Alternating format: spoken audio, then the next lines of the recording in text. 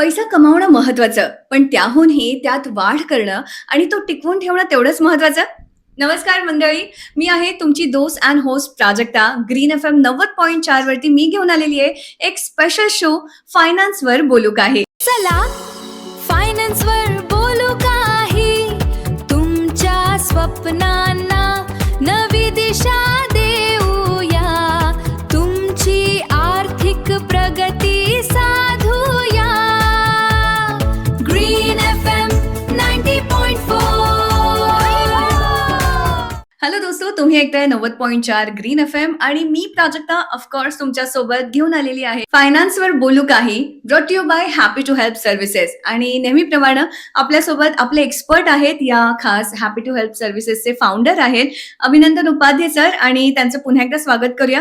पण पैशाचं प्लॅनिंग करताना आपण पैशासाठी काम करतोय का पैसा आपल्यासाठी काम करतोय, हा जर फरक समजला ना तर नक्कीच आपलं फ्युचर आणि या फायनान्शियल बद्दलचं आपलं जे फ्युचर आहे ना ते नक्कीच सुधारू शकतं. तर त्याबद्दलच मी आज अभिनंदन सरांना विचारणार आहे. अभिनंदन सर, आपण मागच्या एपिसोडमध्ये बघितलं, तुम्ही सांगितलं की कुठल्या गोष्टींचा विचार आधी करावा किंवा नेमकं फायनान्शियल प्लॅनिंग म्हणजे काय, ते कधी करावं, हे तर तुम्ही आम्हाला सांगितलं. पण फायनान्शियल प्लॅनिंग म्हटलं की आधी समोर येतं म्युच्युअल फंड्स, SIP, आणि बरेच जण त्याच्यामध्ये इन्व्हेस्ट करतच आहेत. याचं महत्व सर्वसामान्य लोकांना तुम्ही कसं पटवून द्याल किंवा काय सांगाल याच्याबद्दल? म्युच्युअल फंड ही कन्सेप्ट आहे ना, खूप एक 30 वर्ष झालं मार्केटमध्ये आहे. कारण त्याचा अवेअरनेस 2010 पासून पुढे चालू झालेला आहे. म्युच्युअल फंडमध्ये इन्व्हेस्टमेंट ही इनडायरेक्टली शेअर मार्केटमध्ये होते अच्छा. आणि त्याचा अवेअरनेस मिडल क्लास फॅमिलीमध्ये किंवा बऱ्याच लोकांना नाहीये. तर आमच्यासारखे जे म्युच्युअल फंड ॲडवायझर आहेत ते लोकांना अवेअर करतात की म्युच्युअल फंड नेमकं वर्क कसं होतं. फॉर एक्झाम्पल, जसं आपण पोस्टामध्ये आरडी करतो महिन्याला एक 100 रुपयाची, आपण सवय लावून घेतो सिस्टमॅटिक इन्व्हेस्टमेंट प्लॅनिंग, त्याचंच नाव SIP आहे, जे वेल नोन झालेलं आहे. तर त्या केसमध्ये तुम्ही जसं 100 रुपये पोस्टामध्ये करता, कारण पोस्टामध्ये आपल्याला 6 ते 7% व्याजदर मिळते. कारण म्युच्युअल फंडमध्ये आपल्याला त्याच्यापेक्षा जास्त रिटर्न्स मिळतात.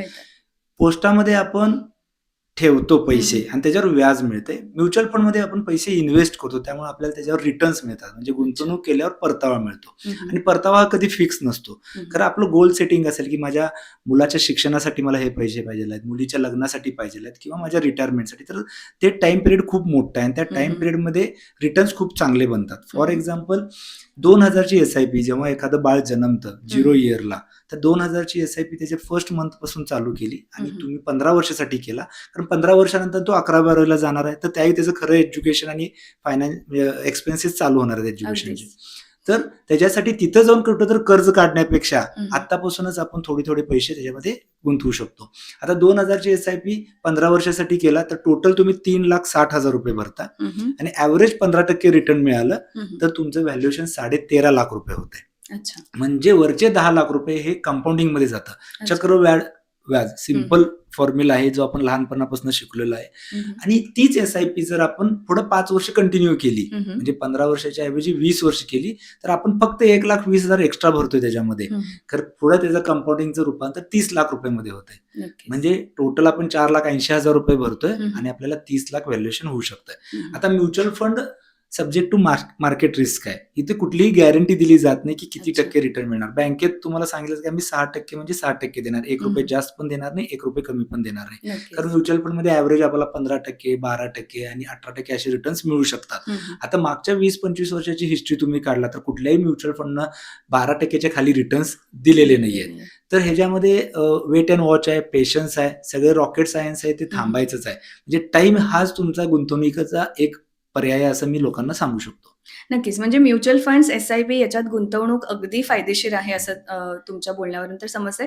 पण अगदी नॉमिनल अमाउंट पासून आपण सुरू करू शकतो? हो, 100 रुपयापासून तुम्ही SIP करू शकता. म्हणजे कसं असतंय, समजा आपल्याला रिअल इस्टेट घ्यायची आहे, 1 गुंठा जागा जरी घ्यायची आहे तर 5-10 लाख रुपये पाहिजेत. इनिशियल इन्व्हेस्टमेंट तेवढी पाहिजे, तर मग आपण घेऊ शकतोय, पुढे जाऊन विकू शकतोय.